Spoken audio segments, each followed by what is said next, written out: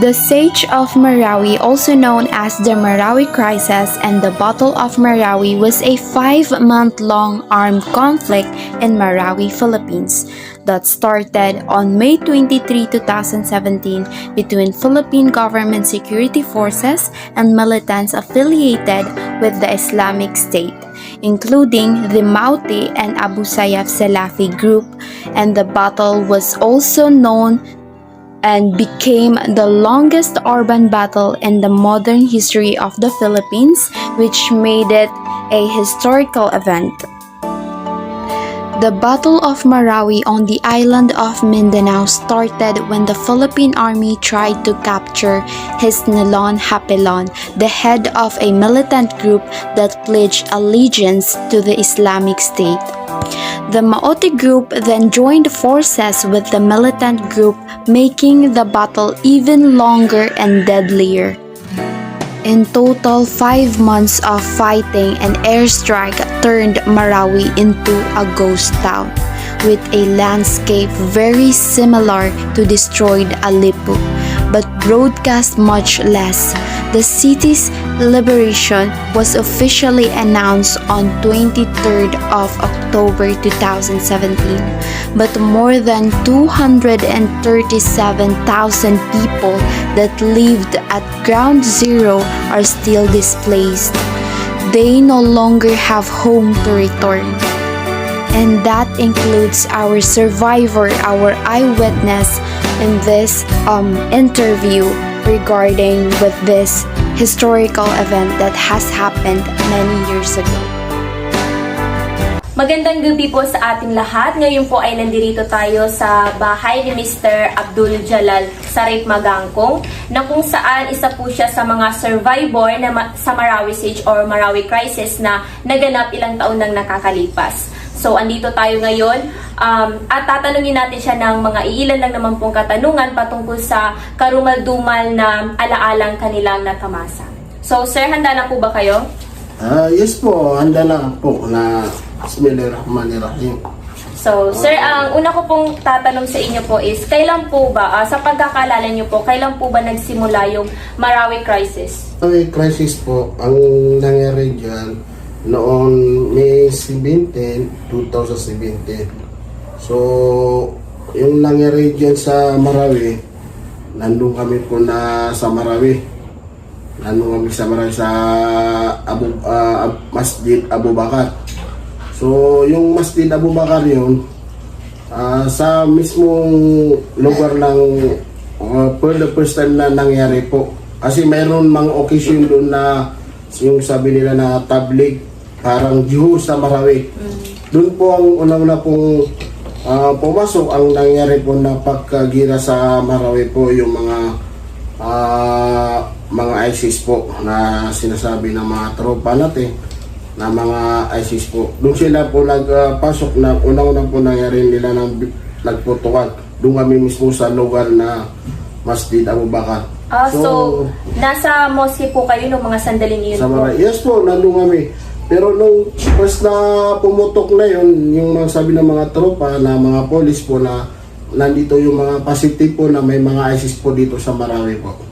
Okay po. So, may mga kapamilya po ba kayo na nasawi po nung mga sandaling iyon? Po, wala pong nasawit po sa aming pamilya po. Yung kulba at saka takot, yun lang po. At saka yung mga bata, masyadong natakot sila po. Yung mga bata na maliit po, na mga anak namin po na grabe. Sobrang napakatakot yung nangyari yun. Pag nare-remember namin yun, grabe. Mahirap kalimutan yun yung nangyari. So, sir, as the parents po, ano po yung unang naging hakbang niyo po para sa mga anak niyo po? Siyempre, nung time na yun po is, nakita niyo na po sa mata ng mga anak niyo po na takot na sila. So, paano niyo po sila, ano po yung naisip niyo, ano po yung gagawin niyo na para po gumaan yung loob or para mawala yung takot ng mga anak niyo po?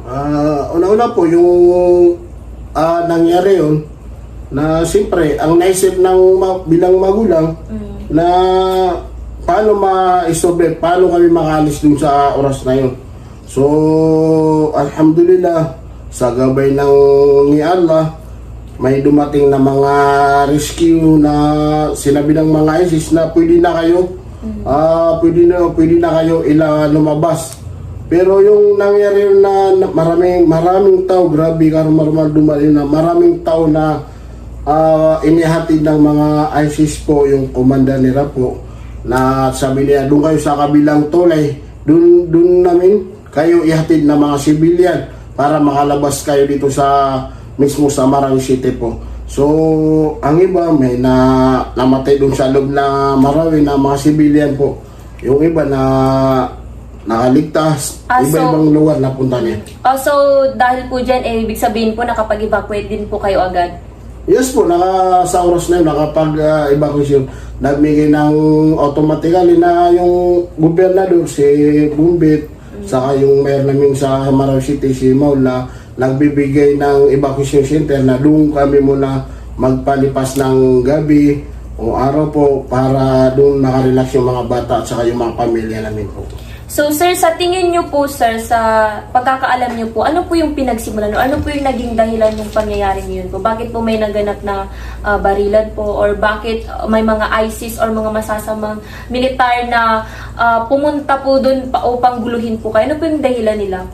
Yung nangyari dyan po ma'am, dahil po sa masyadong ibang story dyan, maraming story dyan, dahil yung nangyayari dyan, dahil lang sa mga, alam mo, yung mga kapulisan natin at Mga saka alitan po sa gobyerno natin na ayaw nila talaga yung magulo na may pumapasok pa na mga terrorist pa, yung mga katulad ng ISIS po. Ayaw ng gobyerno. Dahil nangyari yan, siyempre,